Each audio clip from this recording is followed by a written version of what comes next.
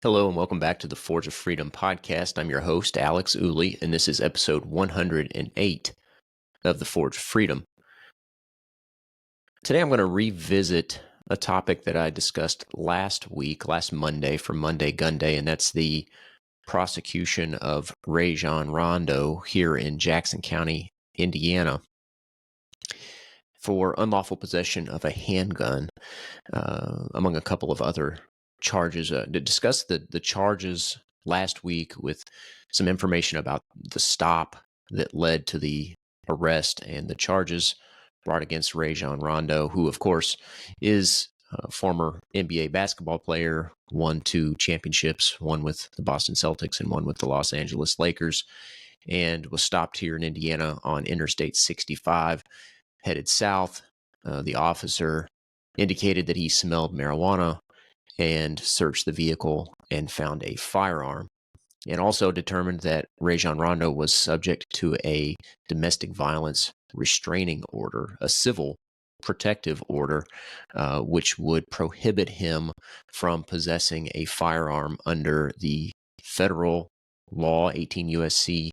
922 G8, which is, of course, before the Supreme Court in the Rahimi case, and then also under Indiana law. And the question is whether this prohibition is consistent with the Constitution and consistent with individual liberty. And in Rahimi, the Supreme Court heard oral argument in the fall. They are expected to render their opinion sometime before the end of June in the Rahimi case. But the attorney for Rajon Rondo here filed a motion to dismiss the unlawful possession of a handgun charge based on the argument that these protective orders, these domestic violence restraining orders, do not serve as a sufficient basis to deprive someone of their constitutionally protected right to keep and bear arms. And last week when I discussed this topic, the defense attorney had filed his motion on behalf of Rajon Rondo, but the prosecutor hadn't responded yet. Well, the prosecutor responded this week, and I was curious to see where the prosecutor would go with their argument, given that this issue is before the United States Supreme Court, but also given that Jackson County is a relatively pro-2A jurisdiction. In fact, they had a sheriff a number of years ago, was one of the Second Amendment sanctuary sheriffs. He declared Jackson County to be a Second Amendment sanctuary. It's also a very conservative county. So there's a very sort of pro-2A bias in Jackson County, and I was curious to see where the prosecutor might go with this. But alas, we have the prosecutor's response. I'm going to go through some of that with you today, and it's not in favor of the Second Amendment. It is advocating for the constitutionality, or arguing that the court should find that these prohibitions are constitutional, even under the Supreme Court case, or even in the wake of the Bruin Supreme Court case. So before we get into that, I have a couple of quotes for you here today. The first one is by George Mason. It says, "To disarm the people, that was the best and most effectual way to enslave them." And then the second here from Alexander Hamilton, the best we can hope for concerning the people at large is that they be properly armed. And I'm going to come back to that quote at the end when I sort of wrap up and touch on the last episode about personal responsibility and sort of the practical reality that exists with respect to these domestic violence restraining orders. All right, so one more thing before we get into the prosecutor's response in the Rajon Rondo case. I've been experimenting with some AI recently, and I asked one of the AI engines to tell me a lawyer joke. And for our regular listeners, you'll know that I'm an attorney. I'm also a firearms instructor, but I still appreciate a good lawyer joke. And this one I thought was pretty good. I want to share it with you. It says, why don't lawyers go to the beach? Because cats keep trying to bury them in the sand. And I'll give you a second to think about that one. All right. Hopefully you all got it by now. I thought that was appropriate. All right. So let's get into it.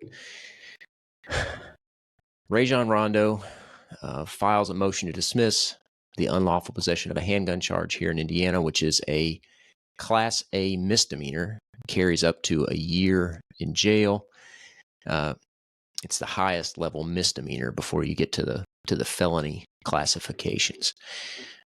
Like I said, the prosecutor filed their response to the motion to dismiss based on the defense's motion was based on Bruin, of course, which said that a law that infringes or implicates the right to keep and bear arms, which is protected by the Second Amendment, has to be consistent with the text, history, and tradition of the Second Amendment.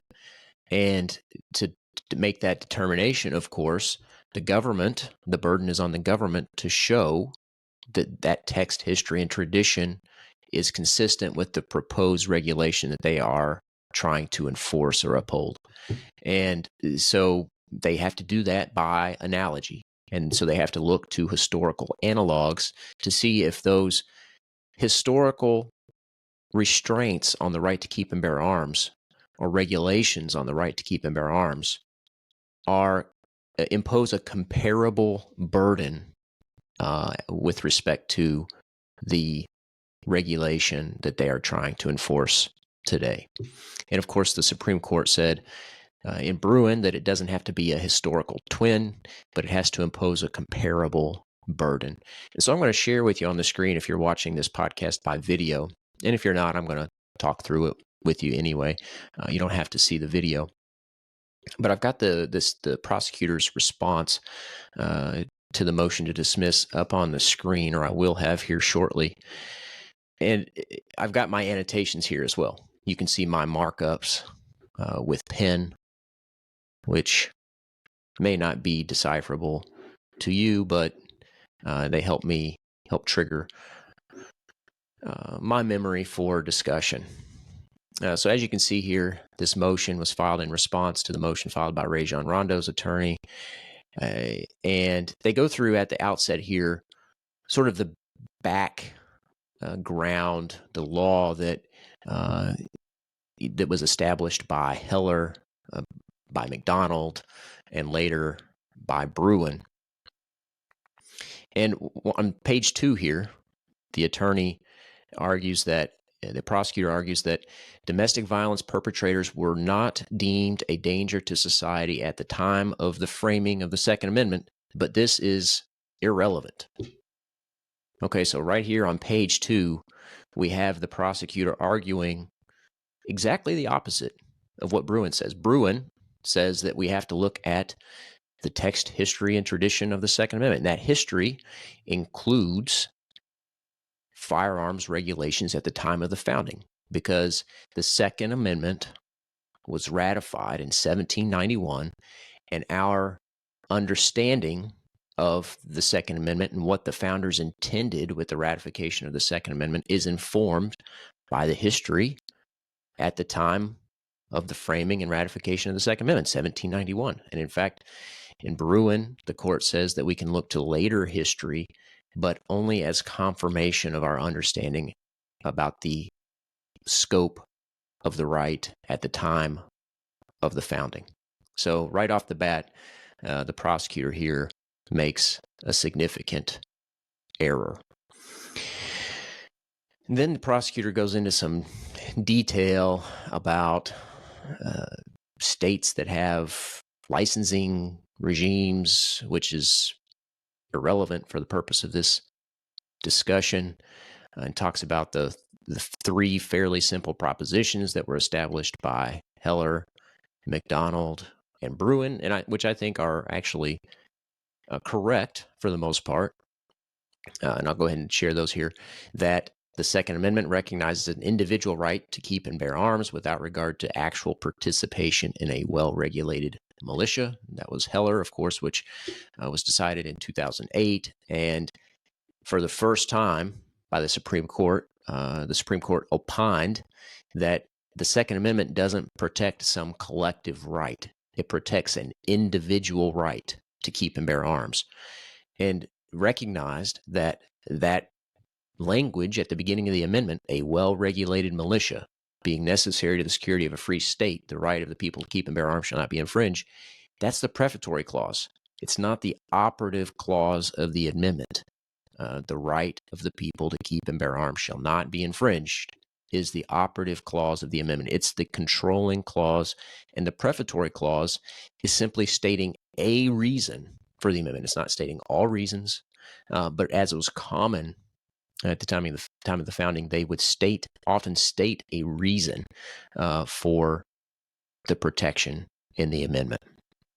So a well-regulated militia being necessary to the security of a free state was a reason that the right of the people to keep and bear arms shall not be infringed. So Heller recognized that it's an individual right. And then second, that the Second Amendment is fundamental and fully applicable to the states. That was McDonald. So McDonald said the Second Amendment does not just apply to restrain the federal government. It also applies to the states and state government actors. So it was incorporated to apply to the states because, remember, the Bill of Rights was only meant to apply to the federal government. And that was until the selective incorporation started to take place after the Civil War. And I talked about this in more detail in episode 9 and 51 about what is the Second Amendment. I'll, of course, link to that in the show notes.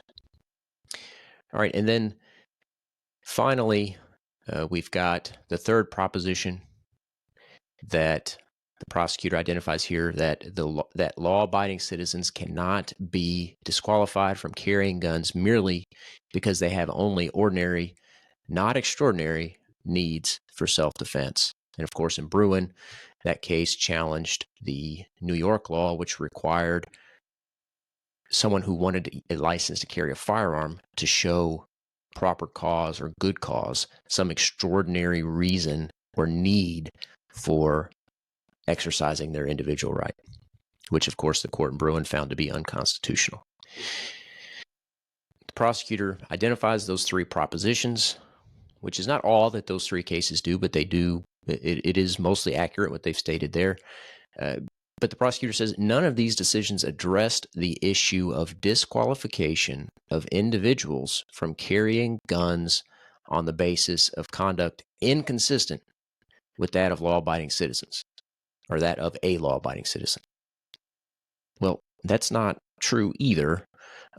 Heller and then later in Bruin, the court laid out a test.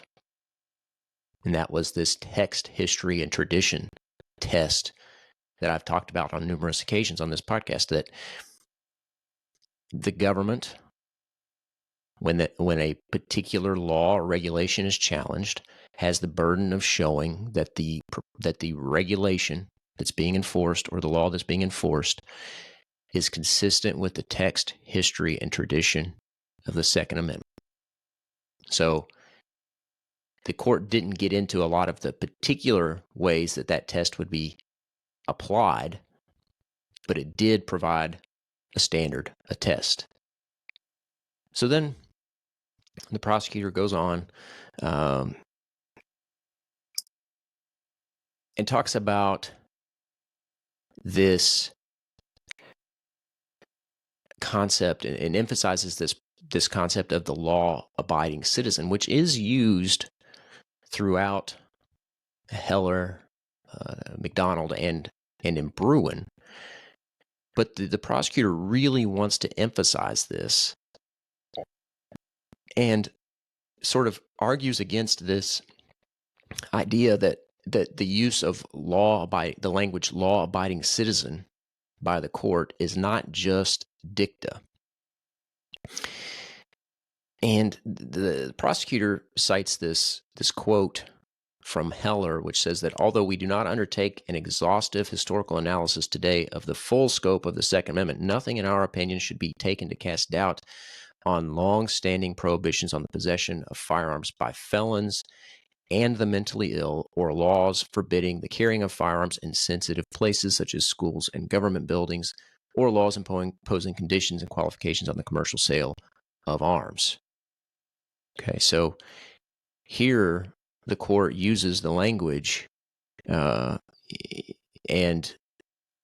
the prosecutor is arguing that the court left open the possibility of all sorts of prohibitions on the possession of firearms by people, including, as the court says, felons and the mentally ill. But what's interesting about this is that this language, and the prosecutor here, I think, confuses what dicta is. You have the holding, which is what the court is deciding. What is the issue in the case, and what are they deciding? And here the court is saying what we are not deciding. So the court explicitly says, although we do not undertake an exhaustive historical analysis of the full scope of the Second Amendment, nothing in our opinion should be taken to cast doubt. So they're saying we are not deciding these issues. We are not. So it's not, the court is saying explicitly, this is not essential to the holding. Okay. Which is exactly what dicta is. The other thing that, and you'll see here in the footnote, I mentioned the prosecutor wants to really lean on this law-abiding citizen language. And they say the Heller and Bruin decisions ubiquitously use law-abiding citizen, and you can't ignore that usage as dicta. And they cite the Ninth Circuit, which is a little bit rich and ironic because the Ninth Circuit, as we know, is famous for ignoring and doing everything they can to get around the protection of the Second Amendment. And the Ninth Circuit, they say, has specifically determined that Heller's language regarding lawful, long-standing gun restrictions on felons is not non-binding dicta. But here's what I want to say about this. And you can see my note here in the margin. Assume, arguendo for the sake of argument, that law-abiding is not dicta. What law has been broken by a person subject to a domestic violence restraining order? There is no determination when someone is, when a court issues a domestic violence restraining order, that the person has violated the law. So I'm not sure why the prosecutor is leaning on this language. It seems like a red herring to me. So now the prosecutor gets into the test that was established by Bruin and this requirement to identify or reason by analogy. And they're correct in pointing out that the court said you don't have to find a historical twin. So in this situation where Rajon Rondo is subject to a domestic violence restraining order and he's prohibited from possessing a firearm based on that domestic violence restraining order, the court, or the prosecutor, the government, doesn't have to go back to 1791 and find a law that prohibits people subject to domestic violence restraining orders from possessing a firearm. They don't have to find a twin, but they do have to find a law or regulation that imposes a comparable burden, that is an analogy that is relevantly similar. And in doing so, the prosecutor In trying to identify historical analogs, the prosecutor goes into a lot of these cases that have been circulating around the federal courts in the wake of Bruin. And again, this seems like a red herring. And maybe it's just because they don't have good arguments to make, but I think there are arguments to make. And of course, if they had looked at the arguments made by the government in the Rahimi case, they would be putting forth some of those arguments more forcefully here, although I don't think those are good arguments either. Nevertheless, they say even convicted felons have claimed uniformly, without success, that Bruin means they can no longer be prohibited from carrying guns under the federal felon in possession statute, 18 U.S.C. 922 G1. And they list a long string cite of cases supporting that proposition. But again, what does this case have to do with felon in possession statutes? This is a case about a person who's not been convicted of any felony, has not been convicted of any crime, not been convicted of a crime of misdemeanor domestic violence, not been convicted of a felony, not been convicted of a crime at all. This is a civil domestic violence restraining order. So you've got a huge block of cases here citing the proposition that felon in possession laws or prohibitions are constitutional. I don't think those are universally constitutional either. The courts will continue to address that, particularly as it relates to nonviolent felons, like white-collar crimes, for instance. But again, seems completely unrelated. The law-abiding citizen, unrelated. Felon in possession, unrelated. But it seems like the approach that this prosecutor is taking is that let's just list as many cases as we can to seem, hopefully the judge is naive, and make it seem like the bulk or the weight of the authority is in our favor. And in reality, the authority they cite has nothing to do with the case. All right, so moving on. Again, they say the federal prohibition of possession of a firearm by a person previously convicted of a misdemeanor crime of domestic violence has also universally been upheld after Bruin. Again, it's not what we're doing here. And then finally, they address on page 6. It actually starts at the end of page 5, the last few words of page 5. As to the federal prohibition of possession of a firearm by a person subject to a domestic violence protective order, 18 U.S.C. 922 G8, which is the statute that's being challenged by Rahimi and is currently before the Supreme Court. The two federal district courts to have considered this prohibition in light of Bruin at the time of the filing of the defendant's motion, which, by the way, if we go back and look, was February 28th. So Rajon Rondo's attorney filed a motion to dismiss February 28th, 2024. And remember, Rahimi was argued before the Supreme Court in the fall of 2023. Okay.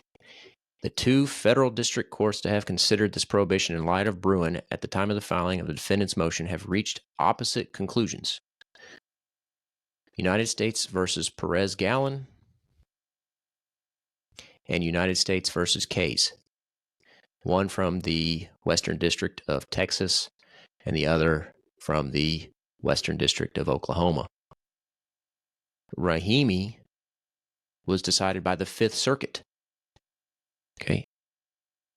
Determined by applying the test from Bruin that the prohibition that is the subject of this case, that is the basis of the charge against Rajon Rondo, or at least the state equivalent of 18 U.S.C. 922 G8, is the basis of the charge against Rajon Rondo, is unconstitutional. So the Fifth Circuit Court of Appeals determined that the prohibition of the possession of a firearm by a person subject to a domestic violence protective order was unconstitutional.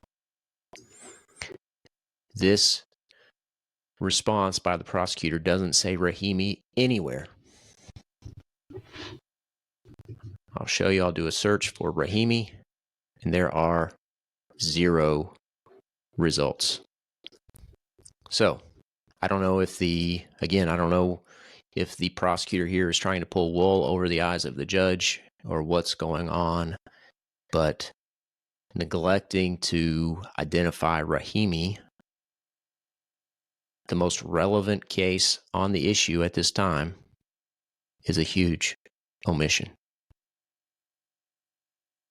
And here they say they in the middle of paragraph 7 on page 6, that the parties do not dispute that Indiana Code 3547-1.5b5 is similar enough to 18 U.S.C. 922 G8. So they concede that those two are essentially the same prohibitions, one under federal law, one under state law. And that decisions regarding 18 U.S.C. 922 G8 may constitute persuasive authority in regard to the constitutionality of the Indiana law. So again, not sure why they haven't identified Rahimi, except that it is not good for their argument. Okay, so then the prosecutor goes through some of what they consider to be relevant analogs for this historical analysis. And they identify one that is relevant, and that's the surety statute. So there were surety statutes at the time of the founding that prohibited someone who had was determined to have some degree of dangerousness to society from possessing arms, except, and this is the key distinction, they could get their right back if someone would post a surety bond for them, basically saying that I will make sure that this person doesn't act unlawfully. So it didn't deprive them permanently of their arms. Another one that they point to is the Sundry Acts of Parliament in 1771, under which weapons could be confiscated upon possession or legal proof of the offense. But this doesn't work because they only took effect after a confession or a finding of guilt. Okay. Again, distinguished from the current deprivation under the domestic violence restraining order because there's a finding of guilt. There is a conviction. Okay. Under the domestic violence restraining order, the court has to determine by essentially a flip of the coin, just barely more than 50%, that the person poses some danger. And that's without a right to an attorney. That's often with very little or no due process and with very few protections, and often based on mere allegations. Next, the prosecutor goes on and again gets caught up in this history of people convicted of crimes. It says the court concluded that it was, because that subsection was relevantly similar to 18 U.S.C. 922 G9, which prohibits firearm possession by any person convicted of a misdemeanor crime of domestic violence. But this is missing the entire point, and I'll get to that here in just a second. Section 922 G8 and 9 are similar. Indeed, as noted by the 10th Circuit, Both 922G8 and 922G9 prohibit the possession of firearms by narrow classes of persons who, based on their past behavior, are more likely to engage in domestic violence. But again, this is a person who is convicted of a crime. Either they plead guilty, or after a trial and after the state proves beyond a reasonable doubt, a jury finds them guilty of a crime. They are not deprived of the right to keep and bear arms by the flip of a coin. And that's the main issue here, is what level of proof is required to deprive someone of a fundamental individual liberty, such as the right to keep and bear arms. And here, the prosecutor is arguing that our right to keep and bear arms should be forfeited by the flip of a coin, which I think is blatantly absurd. Of course, they may be vindicated by the Supreme Court with some mental gymnastics, as courts often do in cases with bad plaintiffs like Mr. Zaki Rahimi. Nevertheless, I think it will be a significant cut to the Bruin standard, or the test that the court endorsed in Bruin, and a significant cut to the right to keep and bear arms and individual liberty. And this is interesting too. They cite this case, and it says, although the historical record regarding domestic violence prohibitions is problematic, that does not prevent the government from carrying its burden here. Those subject to a domestic violence protective order should logically be denied weapons for the same reasons that domestic violence misdemeanors are. 1922 G8's prohibition is consistent with the long-standing and historical prohibition on possession of firearms by felons. And at the end of this, you'll see the prosecutor argues that saying that the prohibition of people subject to domestic violence restraining orders is unconstitutional is based on flimsy logic at best. But here, they're making the leap from saying that people convicted of crimes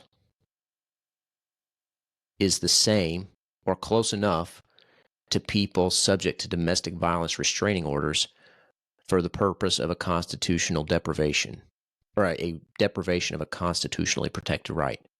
We're talking about a huge chasm here between the two things. Someone who is found guilty beyond a reasonable doubt, and somebody who is determined, sometimes after no hearing or with very little due process and without counsel, to be a danger by a flip of a coin, by preponderance of the evidence, which just means more likely than not. Barely better than the flip of a coin. So if there's any flimsy logic going on here, it's this. It's this comparison between a convicted criminal and somebody who's subject to a civil restraining order.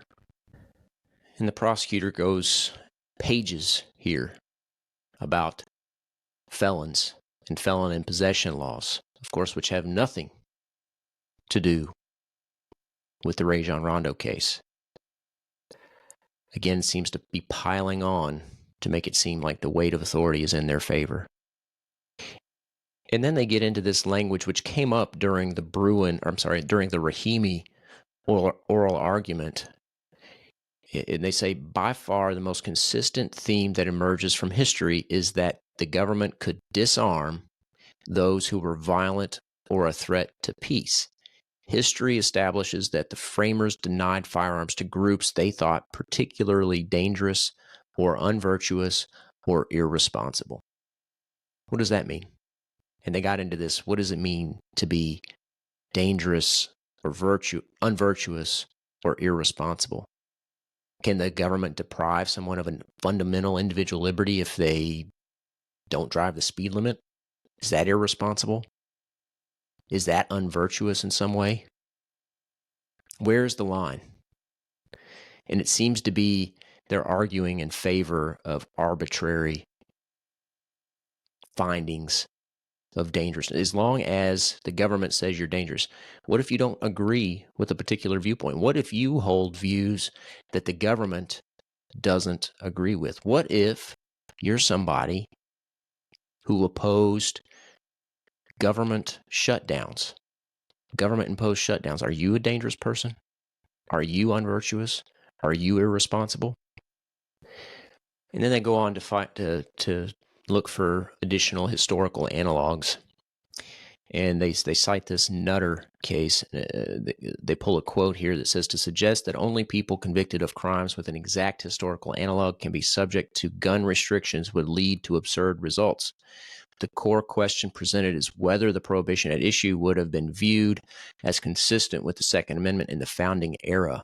Because the legal landscape surrounding crime and punishment was vastly different, the absence of an equivalent prohibition on firearm possession by people convicted of domestic violence offenses is not dispositive. Again, they're pointing to convictions. Nothing to do with this case. And then second, and you'll see here I have 3 asterisks by this one.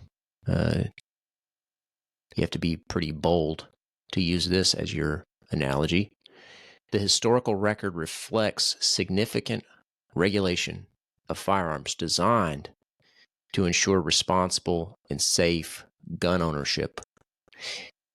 In addition, there were complete bans on gun ownership by free blacks, slaves, Native Americans, and those of mixed race, as well as people who refused to swear loyalty oaths. This isn't the first time that we've seen this sort of, I'll call it desperation to find a historical analogy. So desperate, in fact, that they point to the prohibition on the possession of firearms by slaves, by free blacks, Native Americans, and those of mixed race. And that's ironic because this case, the Rajon Rondo case, involves a black man. Of course, I'm not suggesting that race has anything to do with the Rajon Rondo case, but to cite racist gun control laws in a case depriving a black man of his right to keep and bear arms is pretty rich. And of course, we've talked about this. I'll link to this, the episode I recorded with Stephen Hallbrook about his book, America's Rifle, the case for the AR-15. He talks about the the racist roots of gun control, which I think is a sad history. But of course, that was a history mostly later after the Civil War. People who didn't want newly freed slaves to possess arms. So it wouldn't have been from the time of the founding, mostly. And then rightly so, I think that the prosecutor here points out the dissent from Amy Coney Barrett when she was on the Seventh Circuit Court of Appeals in the Cantor versus Barr case. Of course, now she's a Supreme Court justice and will be one of the justices deciding the Rahimi case. But she says, in some, founding-era legislatures categorically disarmed groups whom they judged to be a threat to public safety.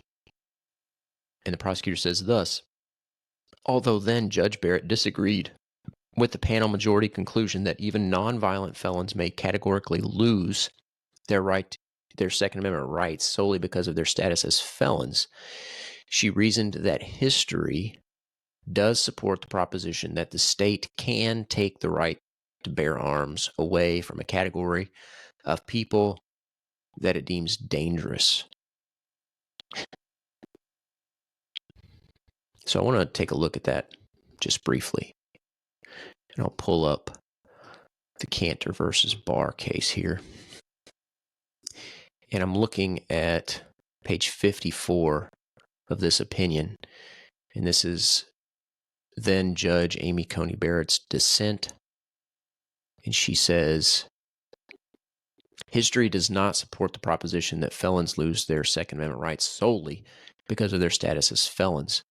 But it does support the proposition that the state can take the right to bear arms away from a category of people that it deems dangerous. Our precedent is consistent with this principle. We have held that Congress is not limited to case-by-case exclusions of persons who have been shown to be untrustworthy with weapons, nor need these limits be established by evidence presented in court. Instead, the legislature can make that judgment on a class-wide basis.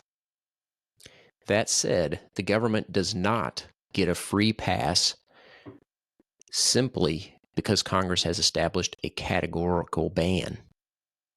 The government could quickly swallow the right if it had broad power to designate any group as dangerous and thereby disqualify its members from having a gun. The legislature must be able to justify its designation, and the rigor with which we review this justification depends on how close, and this is the important part, how close the law comes to the core of the Second Amendment right and the severity of the law's burden on the right. So I wanted to share that to give you some more context about the quote that the prosecutor is using here.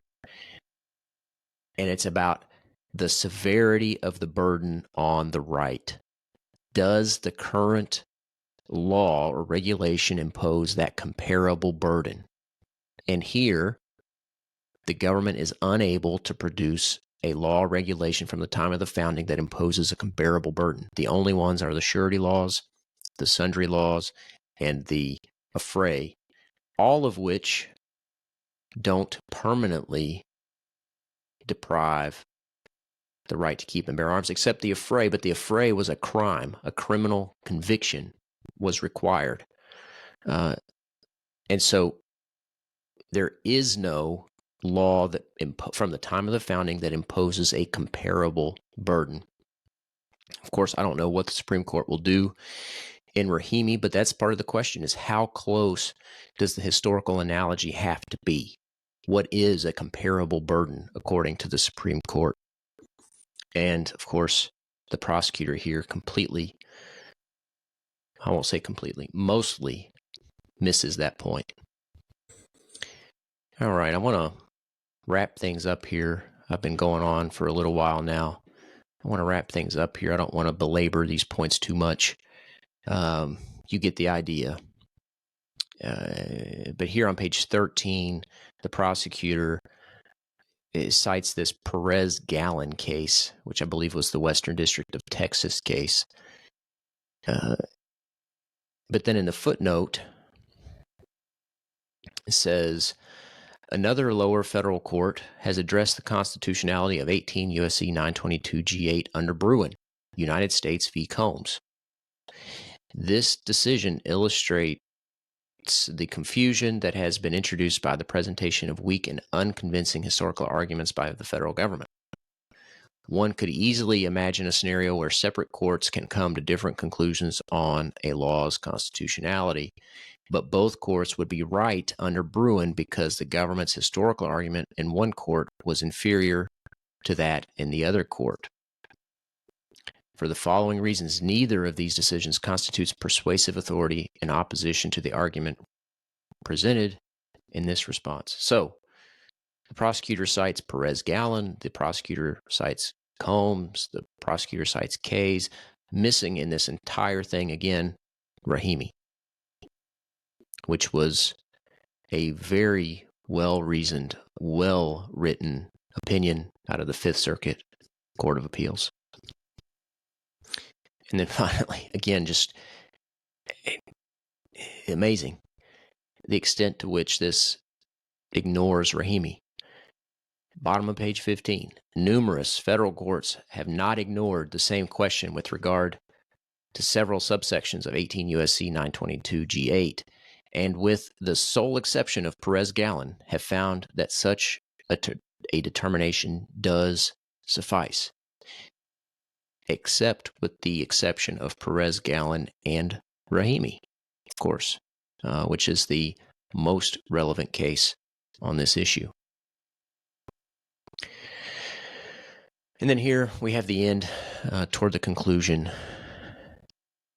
Any argument that Bruin does render it unconstitutional to disqualify persons from carrying handguns because they are stalkers or domestic violence perpetrators prohibited by court orders from possessing handguns, therefore, rests at best on the flimsiest of logical grounds. That's a pretty bold statement, because here we have a response written by the state of Indiana through a deputy prosecutor that argues that felon in possession laws, that convictions for crimes of domestic violence are laws that support a text, history, and tradition of prohibition on people subject to domestic violence restraining orders. So they're the ones who are asking the court to make the logical leap from someone convicted of a crime to someone who's subject to a civil domestic violence restraining order. And somehow the opposing viewpoint, the viewpoint, the argument laid out by Bruin and applied by the court, the Fifth Circuit Court of Appeals in Rahimi, is based on the flimsiest of logical grounds. So anyway, I don't want to belabor the point too much here. I just wanted to share this. This is a good case example of how Bruin is being applied in courts nationwide. It's not just reverberating through federal courts. It's having an impact in low-level state trial courts. This is a trial court in a small county in Indiana, a conservative county in Indiana, where the prosecutor is arguing in favor of a prohibition on the right to keep and bear arms. And of course, I've talked a lot about the legal arguments here in this episode, but the practical reality too is that these domestic violence restraining orders and the prohibition of the right to keep and bear arms based on these domestic violence restraining orders have no effect. The person that wants to do harm is going to do harm anyway. And John Lott talks about this at great length. Of course, he's at Crime Prevention Research Center. It's crimeresearch.org, and talks about how these laws have no impact on violent crime. And of course, that makes sense. They're just pieces of paper. These domestic violence restraining orders are just pieces of paper. But oftentimes, government officials, whether that's judges or prosecutors or some other government official, operate in fairy tale land where they believe that people follow their dictates and orders. And that's just not how the world works. These are pieces of paper. And to pretend that that piece of paper is going to protect someone is just not based in reality. And while it might make them feel better, it doesn't protect anyone. And that's where I want to bring this back to the point I mentioned at the beginning about personal responsibility. You are your own first responder. And that may sound callous, but that's real. That's the real world. That's reality. And if you can't protect yourself, a piece of paper is definitely not going to. And that's none of us want dangerous people to have firearms. But who makes that determination? And the more power we give to the government to make that determination, the more likely good people, responsible people, are to get caught up in their prohibitions and their deprivations of liberty. So you have an obligation to protect yourself. The police can't be everywhere all the time. The police have no duty to protect you. No legal duty. So, like I said, with that quote by Alexander Hamilton at the beginning, the best we can hope for concerning the people at large is that they be properly armed. So that if you're that person who's been the victim of domestic violence, that you can protect yourself, that you can stand up to the batterer, to the rapist, to the abuser, so that you're not another statistic on a homicide sheet. All right, everybody, I'll link to the resources here that I've mentioned in this episode. Again, I don't know what the court is going to decide in Rahimi. The court may determine that this prohibition is constitutional. I think wrongly so. I think in a significant way it will be mistaken. Of course, I'm not advocating that dangerous people have firearms, but to pretend that a piece of paper is going to do something about that, and that on balance, we should be okay with people being deprived of a fundamental individual liberty based on barely more than the flip of a coin, often based on false testimony or vindictive allegations, or without due process, without an attorney, and as a practical matter, with no real effect, except to deprive people of a fundamental individual liberty. All right, I hope you learned a little something. I hope that walking through this response by the prosecutor was instructive in some way, helps you think through what the courts are grappling with here and what attorneys are arguing in real cases. Next week, I'm going to have my father, Mike Gooley, back on the show. We're going to talk about a topic that's been debated quite a bit recently, and that's the topic of weapons-mounted lights. We're going to talk about why you might or might not want to have a weapon-mounted light on your firearm. That'll be the topic for next week's Monday Gun Day. For this coming Friday, some of you may not realize, some of you maybe you do, but this week marks 4 years since the first shutdowns because of the pandemic. And Friday, I'm going to bring you an episode just sort of reflecting on that a little bit. I think that it's useful to remember what we all went through. And like I said, this week marks 4 years since the beginning of one of the greatest usurpations of unconstitutional authority in modern history. All right, everybody, thanks for tuning in. I hope you enjoyed the show. Like I said, I hope you learned a little something. Of course, if you liked it, don't forget to like and subscribe. Share it with all your friends and family to help us spread the message of freedom. You can find us, as always, on YouTube, on Rumble, on Facebook, and all the most popular podcasting platforms. Also, don't forget to check us out at forgeoffreedom.com and on X at Forge of Freedom. Until next time, remember, you are the Forge of Freedom. Thanks for listening to this episode of Forge of Freedom. Be sure to subscribe wherever you heard this podcast so you never miss a future episode. For more information or to connect with Alex, you can go to forgeoffreedom.com or follow him on Twitter at Forge of Freedom. Until next time, remember, you are the Forge of Freedom.